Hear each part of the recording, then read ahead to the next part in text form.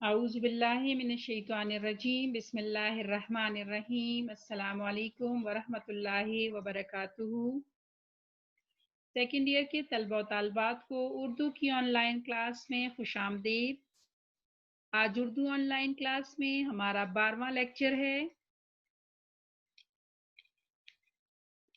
اس سے پہلے لیکچر میں ہم نے الطاف فاطمہ کا افسانہ کنڈکٹر شروع کیا تھا، جو کہ ایک ایسے بچے کی کہانی تھی جو پڑھائی میں نالائق ہے اور وہ جو ہے لیکن پڑھائی میں اکثر نالائق ہوتا ہے، لیکن الطاف فاطمہ کے بقول وہ جو ہے وہ ایک بڑے مقصد سے وابستہ ہو چکا ہے۔ یہ اس زمانے کی کہانی ہے جب پاکستان بنانے کے لیے برصغیر پاک و ہند کے لوگ جو ہیں وہ محنت کر رہے تھے اور کوششیں کر رہے تھے۔ تو یہ بچہ جو ہے یہ بھی آہستہ آہستہ اس سفر کا جو ہے وہ مسافر بن جاتا ہے، اور آہستہ آہستہ وہ اس نے خیال میں اس نے اپنی منزل جو ہے وہ اپنے لیے مقرر کر لیتا ہے، اور پھر وہ جلسے جلوس میں شرکت کرنے لگتا ہے۔ اور ایک رات جب وہ اور اس کا بھائی جو ہے پوری رات گزار آتے ہیں باہر، تو ماسٹر صاحب جو ہیں وہ اس کو پکڑ کے لاتے ہیں اور اس کی ماں کے حوالے کرتے ہیں، لیکن اس کی ماں کا یہ خیال ہوتا ہے کہ اس کو بگاڑنے میں ماسٹر صاحب کا ہی ہاتھ ہے، اور وہ جو ہے ماسٹر صاحب تو کہتی ہے کہ اس کو اتنا مارے کہ اس کے ذہن سے جو ہے یہ یہ جو جلوس میں جانے کا بھوت ہے یہ نکل جائے۔ تو اس سے پہلے کہ یہاں اب ہم پیج نمبر 114 سے جو ہے وہ شروع کریں گے۔ پیج نمبر 113 پہ ہم نے پڑھا کہ الطافات کہتی ہیں کہ میں نے اس کو جو ہے وہ سمجھانے کی کوشش کی کہ تم ایسے نہ کیا کرو، تم پڑھا کرو اور تم جو ہے امتحان کی تیاری کرو کیونکہ امتحان کے دن قریب ہے۔ لیکن چونکہ یہ لالو جو ہے وہ توتلا ہے اور اپنی توتلی زبان میں اس کو بتاتا ہے کہ اب امتحان کے دن جو ہے وہ گزر گئے ہیں، اب ہم مر جائیں گے یا پھر پاکستان بنائیں گے۔ ٹھیک ہے کہ اب جو ہے یعنی وہ اپنے لیے ایک منزل کا انتخاب کر چکا ہوتا ہے، اور ان کے نزدیک مصنفہ کے نزدیک یہ لالو جو ہے اس کا مقصد بالکل واضح تھا اور اس کے سامنے تھا، اور اس کو وہ اس مقصد کے حصول کے لیے یعنی ایک راستے کا مسافر بن چکا تھا اس راستے کا، اور وہ جو ہے اس کے ذہن میں یہ چیز بیٹھ گئی تھی کہ ہم نے آزادی حاصل کرنی ہے، اور اس نے اپنی زندگی کا مقصد جو ہے وہ پاکستان حاصل کرنے والی جو تحریک ہے اس کو اپنا مقصد بنا لیا تھا، اور وہ اس تحریک کا حصہ بن گیا تھا۔ تو اب وہ کہہ رہا تھا کہ مجھ پر کسی قسم کی مار کا جو ہے وہ اثر نہیں ہوتا، نہ ہی امتحان اتنے ضروری ہیں، بلکہ اس کا خیال تھا کہ اب حالات بدلنے والے ہیں اور پاکستان جو ہے وہ بن کر رہے گا۔ اور یہ چیز بقول مصنفہ کے یہ چیز جو ہے یہ اس کی آنکھوں میں بھی صاف نظر آتی تھی، اور اس میں ایک طرح کا مطلب وہ کہتی ہے کہ اس کے اندر جو ہے ایک تبدیلی دیکھنے کو مل رہی تھی جب وہ اس تحریک سے وابستہ ہو گیا۔ غرض وہ کھل کر سامنے آ گیا، دیوانہ وار کہہ سن کر مسلم لیگ کے دفتر جاتا، شہر کی دیواروں پر پوسٹر چپکاتا۔ اب تو اس کی گیتوں کے بول بھی بدل گئے تھے، لہک کر کہتا اے سیٹ ریٹا ماں ہے محمد علی جنا، اپنے ہی ٹے کی زبان میں جو ہے وہ جو اسی انداز میں جو ہے وہ کھل کر وہ کہہ رہی ہے کہ اب اس نے یعنی اب اس کو ڈر نہیں لگتا تھا، سب کو پتہ چل گیا تھا، اور اس نے کھلم کھلا جو ہے اس چیز کا اظہار کرنا شروع کر دیا تھا کہ وہ ان جلسے جلوس میں جائے گا اور پاکستان کے لیے پاکستان بنانے کی جو تحریک ہے اس کا حصہ بن چکا ہے۔ جب اس کی والدہ نے اس کو تنبیہ کرنے کی فرمائش اس کے والد سے کی تو وہ ہنس کر بولے بیگم ہم کس کو روکیں گے، یہ تو وقت کی آواز ہے، زبان خلق ہے، ارے تم تو اندر گھر میں بیٹھی ہو، ہم سے پوچھو ملازمت کی وجہ سے اپنے آپ کو کس طرح روکتے ہیں۔ یہ ان کے میاں جو ہے انہوں نے بھی ان کو سمجھایا اپنی بیوی کو کہ اب اس بچے کو روکنا جو ہے وہ مشکل ہو گیا ہے، کیونکہ باہر کے حالات جو ہیں وہ مکمل طور پر ایسے ہو گئے ہیں کہ مسلمان کھل کر سامنے آ گئے ہیں، اور وہ اپنے لیے یعنی آزادی حاصل کرنے کی تحریک جو ہے وہ زوروں پر ہے۔ اور وہ کہہ رہے تھے کہ اگر میں بھی یعنی چونکہ میں ملازمت کرتا ہوں اس لیے اس کی پابندیاں مجھ پر ہیں، نہیں تو میرا بقول ان کے کہ ان کا بھی بڑا دل کرتا ہے کہ اس تحریک میں شامل ہو جائے، کیونکہ اس وقت یعنی ہم کہہ سکتے ہیں کہ اس افسانے میں اس وقت کی جو مسلمانوں کے احساسات کی نمائندگی بھی کی گئی ہے کہ کس طرح اس وقت کے مسلمان جو ہیں وہ اتنے پرجوش تھے کہ مطلب وہ انہوں نے اپنا سب کچھ پاکستان حاصل کرنے کے لیے قربان کر دیا تھا، اور وہ لوگ جو کسی مجبوری میں تھے تو ان کے بھی دل جو ہیں ان میں بھی یہی خواہش تھی کہ پاکستان بن جائے اور مسلمانوں کو آزادی مل جائے۔ لالو اب بھی تتلاتا تھا، لیکن پاکستان اور قائد اعظم دو لفظ ایسے تھے جن کا صحیح تلفظ بڑی مشقت سے ہوتا تھا، یعنی یہ دو لفظ جو ہے وہ صحیح بولتا تھا۔ یہی اس کا نذرانہ عقیدت تھا، یعنی یہ بھی ایک طریقہ تھا، یہ بھی ایک محبت کا انداز تھا۔ ان دو ناموں کو اس نے بڑی مشکل سے بڑے طریقے سے جو ہے کوشش کرتا تھا کہ ان کو صحیح ادا کرے۔ امتحان کے ختم ہو لیے تو بدلتی رتوں کا پھر سے احساس ہوا۔ ساری فضا اور ماحول پر ایک عجیب سی کیفیت بڑھ رہی تھی، جیسے ماحول کو بھی لالو کی طرح کسی بات کا انتظار ہو۔ پھر وہ رات گزری، مرغ سحر بولا، مسجدوں کے میناروں سے جانی پہچانی صدا ایک نئے لہم سے گونجی، اللہ اکبر۔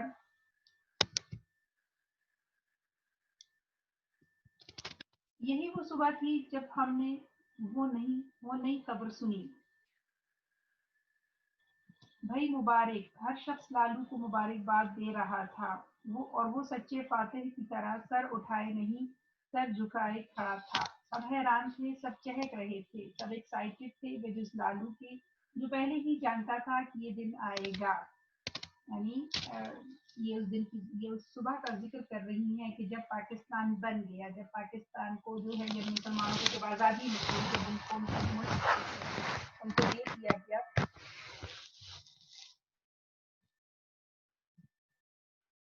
اور سب جو ہے وہ بڑے خوش تھے کہ مسلمانوں کو آزادی مل گئی تھی۔ لیکن اس صبح وہ کہہ رہی ہیں کہ لالو جو ہے جس کو پتا تھا کہ یہ صبح ضرور آئے گی، آج وہ کہہ رہی ہیں کہ وہ اتنا خوش دکھائی نہیں دے رہا تھا شاید۔ 14/10/1947 کی صبح مجھے نئی تاریخ سے بالکل ہیبت نہ آئی۔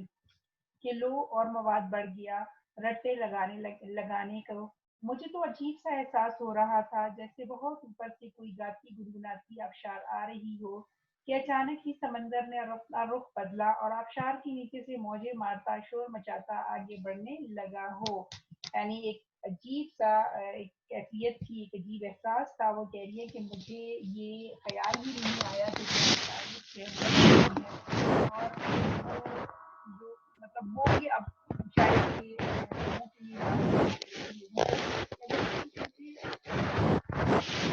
سکون کا جو ہے وہ احساس ہو رہا تھا۔ ہم پاکستان 1947 میں آئے، لالو کی کوئی خبر ہی نہ ملی، البتہ ہر اگست کی 14 تاریخ کو اس کا خیال ضرور آتا، لیٹے رہیں گے پاکستان، بنتے رہے گا پاکستان۔ پھر ایک شادی میں کراچی جانا ہوا تو ڈھوک دھمکوں کے درمیان ہم شادی کے گانوں میں مصروف تھے کہ کسی بچے نے آ کر کہا، آپ کو کچھ لوگ باہر بلا رہے ہیں۔ کون لوگ ہیں؟ میں حیران ہوتی شامیانے میں آئی۔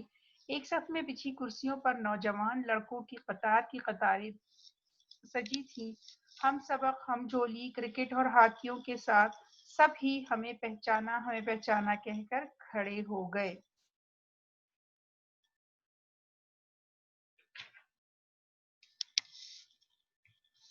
بہت سے لڑکے یا لڑکیاں جو ہیں نوجوانوں بیٹھے ہوئے تھے، اور وہ ان کو جب یہ باہر آئی اور ان سے ملاقات کی تو سب نے ان کو اپنا تعارف کروایا۔ ارے بھائی، ہر چیز اتنی بدل گئی، کس کس کو پہچانے؟ میں ہنس پڑی، اور ان میں لالو بھی تھا۔ مجھے بھی پہچانا؟ میں نے پہچاننے کی کوشش کی۔ وہ لیاقت علی خان کا جلوس، ماسٹر صاحب کی پٹائی، کچھ یاد نہیں؟ ارے لالو، تم پھر میں نے اپنی حیرت پر قابو پاتے ہوئے کہا، آج کل تم کہاں ہو اور کیا کر رہے ہو؟ میں بس کا کنڈکٹر ہوں۔ مذاق کرتے ہو؟ بالکل نہیں باجی، بالکل نہیں بھائی، اس میں حرج ہی کیا ہے؟ یہ ہمارا پاکستان جو ہے، یہ ایک بڑی سی بس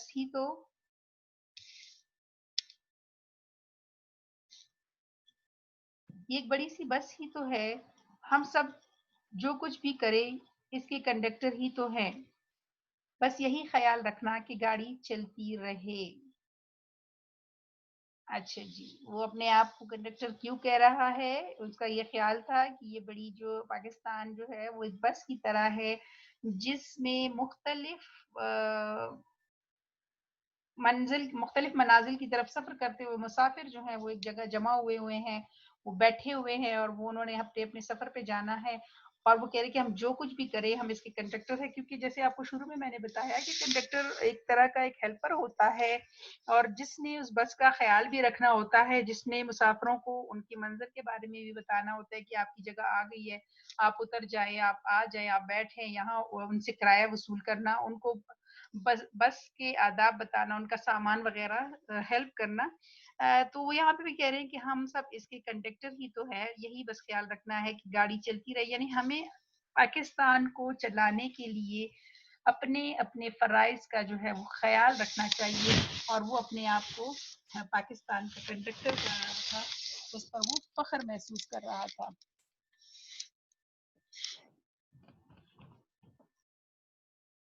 बड़ी ज़बरदस्त बात कह दी तुमने। अरे उस वक़्त भी हमारे हल्के की एक तुम ही तो नुमाइंदगी कर रहे थे, हम सब तो ख़राब हो रहे थे।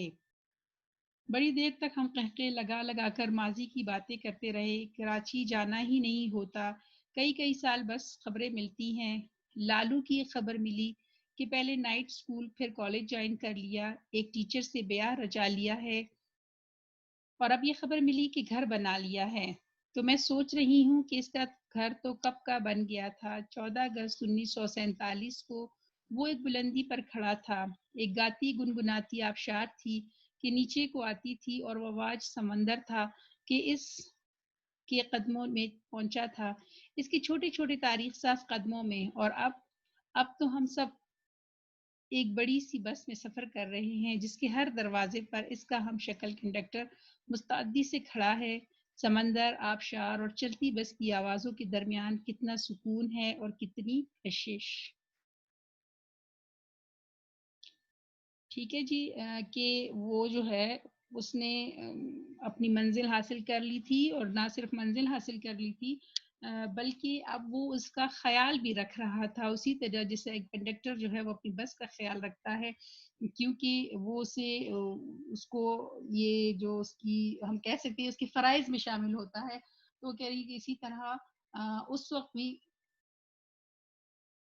जब पाकिस्तान आज़ाद हुआ, तो उस वक़्त भी वो कह रही हैं कि वो एक बहुत ऊंचे मकाम पर था, उसने अपना फ़र्ज़ जो है वो बड़ी खूबसूरती से निभा लिया था और अब भी वो एक कंडक्टर की तरह इसके दरवाजे पर जो है तैयार खड़ा है कि कोई इसकी मतलब कोई जो है इस बस को ख़राब ना करे और कोई पाकिस्तान की तरफ आंख उठाकर भी बुरी नज़र से नहीं देख सकता। वो कह रहे हैं कि समंदर, आबशार और चलती बस की आवाज़ों के दरमियान कितना सुकून था। यानी अब ये सब कुछ मुल्क मिलने के बाद जब ये सब कुछ अपना हो गया, तो फिर वो कह रही है कि बहुत सुकून का मंजर जो है ये सब कुछ पेश कर रहा था।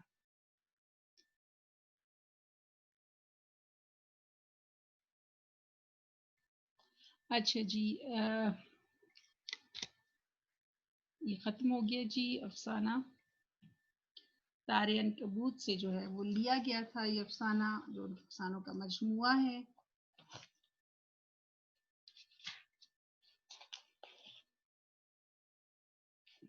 सवालात के जवाब देख लेते हैं जी। लालू के बारे में मास्टर साहब क्या कहते थे? ये बिल्कुल शुरू में कि उन मास्टर साहब कहा करते थे कि इस खबीज़ को एक लफ्ज़ भी याद नहीं है, इसने सब कुछ रट लिया है ताकि इसको जब ज़रूरत पड़े तो वो उसके काम आ सके।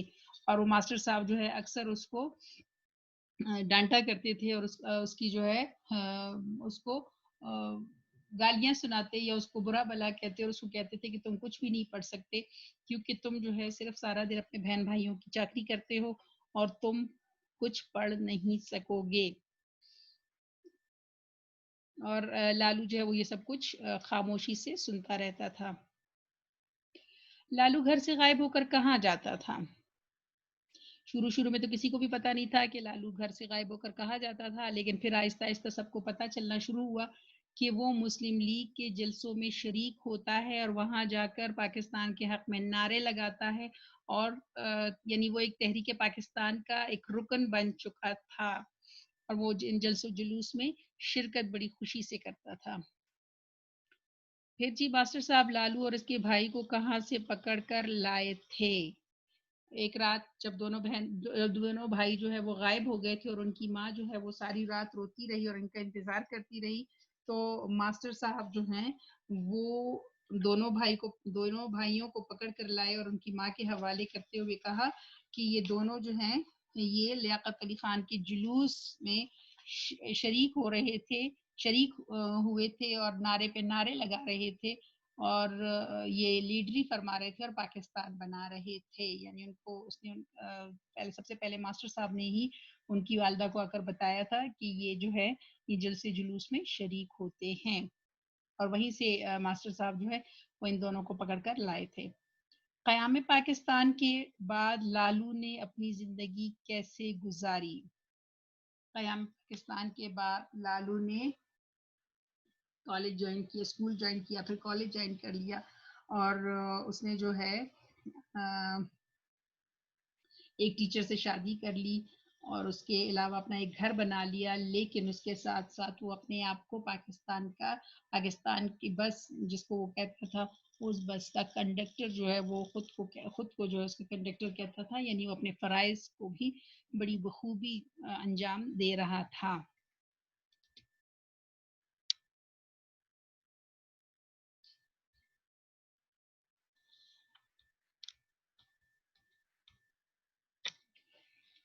اچھا جی، اگلا سوال ہے لالو کی سرگرمیوں پر لالو کے والد نے کن خیالات کا اظہار کیا؟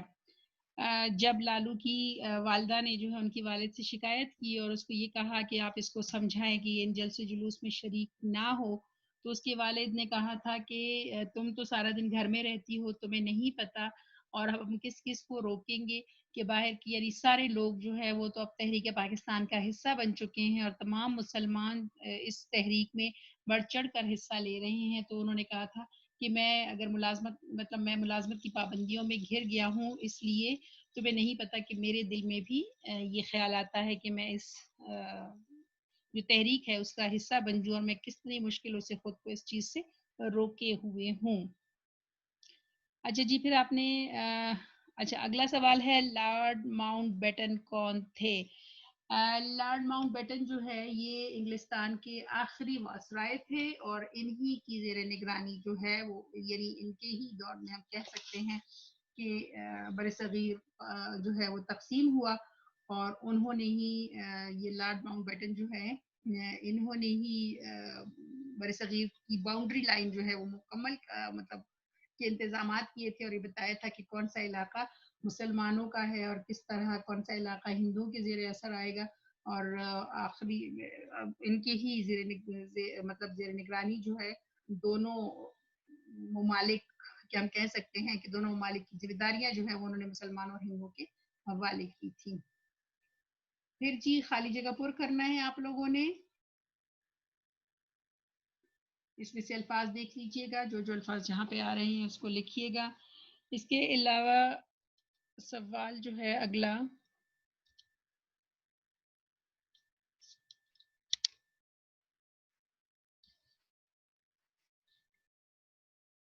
کہ درج ذیل جملوں کی وضاحت کریں۔ اب ہم پلاسی اور سرنگا پٹن کے میدانوں میں اپنی شکست کے اسباب ڈھونڈ رہے تھے۔ یہ جملہ کہاں سے لیا گیا اور اس کا کیا معنی ہے؟ افسانہ نگار الطاف فاطمہ کہتی ہیں کہ لالو پاکستان کی آزادی کے لیے سر توڑ کوشش کر رہا تھا، وہ عملی طور پر اس تحریک میں شامل ہو چکا تھا اور مسلم لیگ کے دوسرے لوگوں کے ساتھ پاکستان حاصل کرنے کی جدوجہد میں مصروف تھا، جبکہ ہم پلاسی کے میدان میں سراج الدولہ اور سرنگا پٹن میں سلطان ٹیپو کی شکست پر غور کر رہے تھے، جو کہ ایک فضول کام تھا۔ یعنی اس وقت جب صغیر پاک و ہند میں اتنی اہم تحریک چل رہی تھی اور مسلمانوں کی قسمت کا فیصلہ ہونے والا تھا، تو الطاف فاطمہ کے بقول وہ پڑھائی میں مصروف تھی اور وہ تاریخ جو ہے وہ پڑھ رہی تھی، تاریخ پر غور کر رہی تھی۔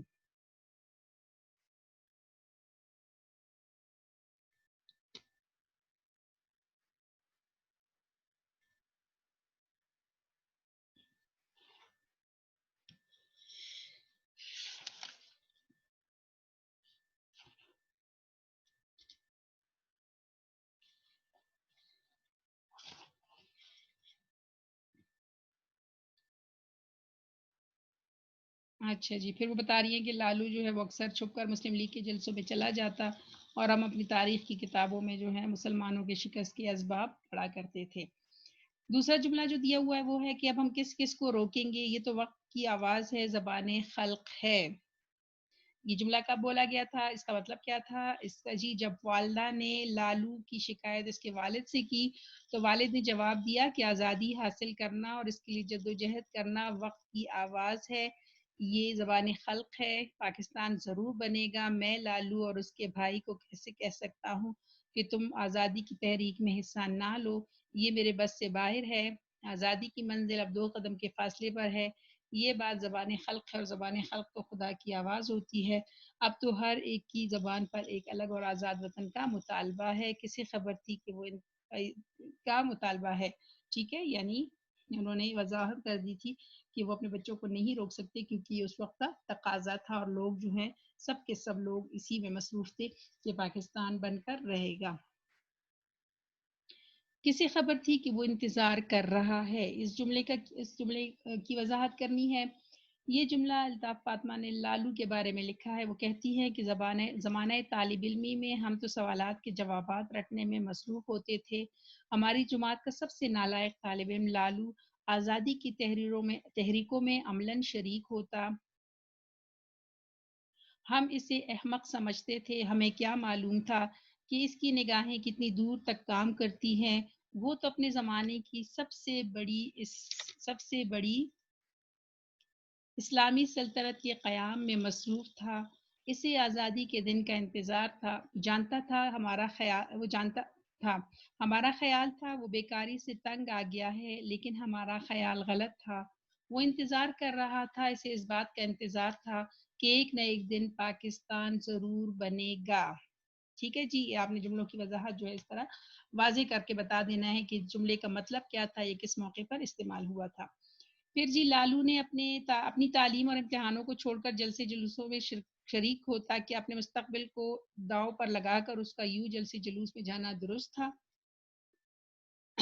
اچھا جی، اس کا جواب آپ نے اس میں بھی دے سکتے ہیں کہ لالو کو جلسے جلوسوں میں شرکت کرنا درست تھا کیونکہ یہ عام جلسے نہیں تھے بلکہ آزادی کی تحریک تھی۔ لالو جس وقت تعلیم اور امتحانوں کو چھوڑ کر جلسے جلوسوں میں شریک ہو رہا تھا تو یہ اس وقت کا تقاضا تھا کیونکہ اس وقت ایک آزاد ملک پاکستان بنانے کی تحریک چل رہی تھی اور آزادی ایک سانس غلامی کی پوری زندگی سے بہتر ہے۔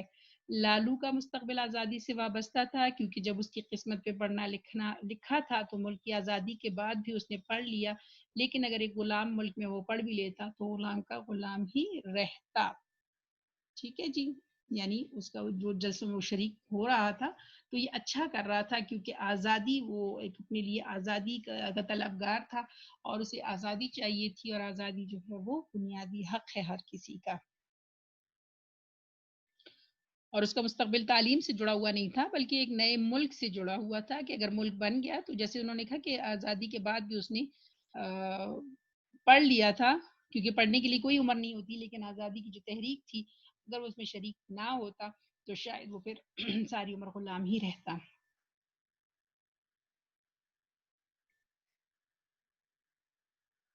اچھا جی، سوال نمبر 5 آپ کا ہے استدراکی اور سببی جملوں کے تمام اقسام کی 2 مثالیں لکھیں۔ یہ آپ کو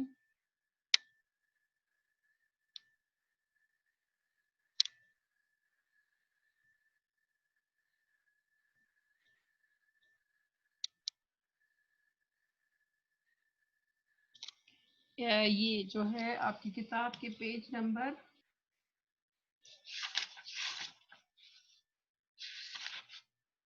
118 پہ مرکب جملوں کی تعریف آپ کو بتائی گئی ہے۔ استدراکی جملے کیا ہیں؟ اس میں عموماً 2 جملوں کا باہم مقابلہ کیا جاتا ہے، اس طرح کے جملوں میں مگر، لیکن، اور، پر، بلکہ، سو وغیرہ استعمال ہوتے ہیں۔ اس کی 3 قسمیں ہیں۔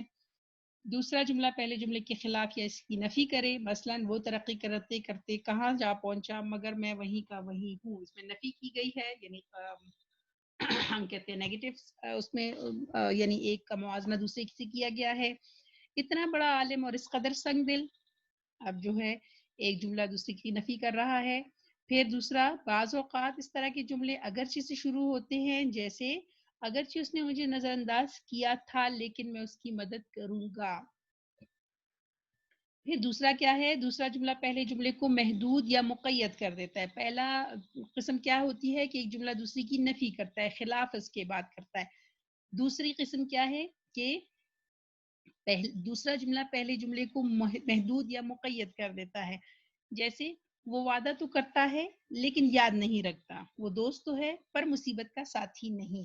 یہ استدراکی جملے ہیں. ٹھیک ہے جی، ایک نئی چیز آپ کو بتائی جا رہی ہے. استدراکی جملے کی 3 قسمیں ہیں اور اس میں جو ہے پہلی قسم ایک جملے دوسری کی نفی کرتا ہے، دوسری قسم جو ہے وہ اس میں پہلے جملے کو محدود کر دیتا ہے. یعنی وہ وعدہ تو کرتا ہے لیکن محدود کیسے کیا گیا کہ وہ یاد نہیں رکھتا. تیسری قسم ہے وہ ہے دوسرا بیان پہلے بیان کی توسیع یا تصدیق کرے. جیسے اس نے صرف خود غرضی ہی نہیں کی بلکہ طرح طرح کی تکالیف بھی پہنچائی. یعنی ایک جملہ دوسری کو وسیع کر دیتا ہے، دوسرے میں اس کی وجہ تو نہیں ہم کہہ سکتے، اس کی تصدیق کی دی جاتی ہے کہ ہاں جی اس نے یہ کام کیا ہے. ٹھیک ہے جی، یہ 3 قسمیں اس کی ہو گئی استدراکی جملے کی. پھر جملے کی ایک اور قسم ہے جس میں جو ہے سببی جملہ. ان جملوں میں دوسرا جملہ پہلے جملے کی وجہ، سبب یا نتیجے کو ظاہر کرے. ان جملوں سے پہلے کیونکہ، اس لیے، اس واسطے، لہذا، پس وغیرہ کا استعمال ہوتا ہے. یعنی اس میں سبب بیان کی جاتی ہے، وجہ بیان کی جاتی ہے. سبب سے آپ سببی جملہ آپ نام سے بھی سمجھ گئے ہوں گے. سبب کا مطلب سببی جملے کا یعنی اس میں وجہ بیان کی جا رہی ہوتی ہے. پھر ان کی مثالیں کیا ہے؟ وہ بہت بدتمیز ہے اس لیے میں اس سے زیادہ بات چیت نہیں کرتا. وجہ بیان کی جا رہی ہے اس سے بات چیت نہ کرنے کی کہ وہ بدتمیز ہے. مجھے اس کا بات کا یقین ہے کیونکہ وہ سچا ہے. ٹھیک ہے، یعنی یقین کرنے کی وجہ کیا ہے؟ کیونکہ وہ سچا ہے. بعض اوقات اس طرح کے جملوں سے پہلے چونکہ کا استعمال بھی ہوتا ہے. مثلا چونکہ وہ حق پر ہے اس لیے میں اس کا ساتھ ضرور دوں گا.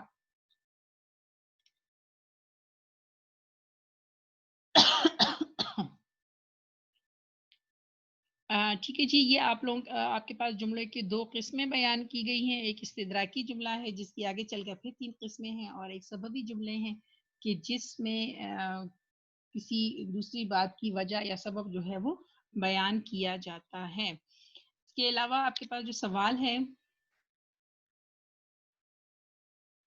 اچھا سوال آپ کے اس میں یہ تھا کہ آپ نے استدراکی اور جملوں کی، یہاں پہ یہ دیکھیے سوال نمبر 5 تھا، استدراکی اور سببی جملوں کے تمام اقسام کی 2 مثالیں لکھنی ہیں آپ نے. ٹھیک ہے جی، یہ اس تعریف جو ان کی تعریفیں بیان کی گئی ہیں آپ کو، جو ان کے انٹروڈکشن آپ کو بتا دیا گیا کہ ہے کہ یہ چیز، اس کو سامنے رکھ کر آپ نے 2 جملے بنانے ہیں. سوال نمبر 6 جو ہے وہ آپ کا ہے درذیل جملوں میں معاون افعال کی نشاندہی کریں. ٹھیک ہے جی، معاون افعال کیا ہوتے ہیں؟ آپ نے اس سے پہلے پڑھے تھے کہ کس طرح امدادی فعل پڑھے تھے کہ جب ایک فعل کے ساتھ دوسرا فعل لگ جاتا ہے تو اس کو ہم امدادی فعل کہتے ہیں. اب اس امدادی فعل سے پہلے جو فعل ہوتا ہے وہ معاون فعل کہلاتا ہے. جیسے یہاں پہ ابرار معاشرے میں اپنا وقار کھو بیٹھا، اس میں معاون فعل جو ہے وہ بیٹھنا ہے.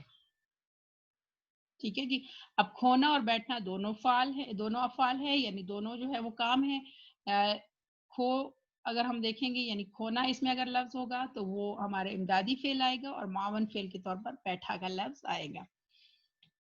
ہجوم میں تو میرا دم گھٹنے لگا تھا. گھٹنا اور لگنا، ٹھیک ہے جی، تو لگنا جو ہے وہ معاون فعل ہوگا اور دم گھٹنے کا لفظ جو ہے یعنی وہ ہمارے پاس آئے گا امدادی فعل میں. کاش تم میچ جیت سکو، اس میں معاون ہے سکنا. جیتنا اور سکنا، جیتنا امدادی فعل ہوگا اور سکنا جو ہے وہ معاون فعل ہوگا. تمام طلبہ ایک زبان بول اٹھے، بولنا اور اٹھنا، معاون فعل اس میں ہوگا اٹھنا.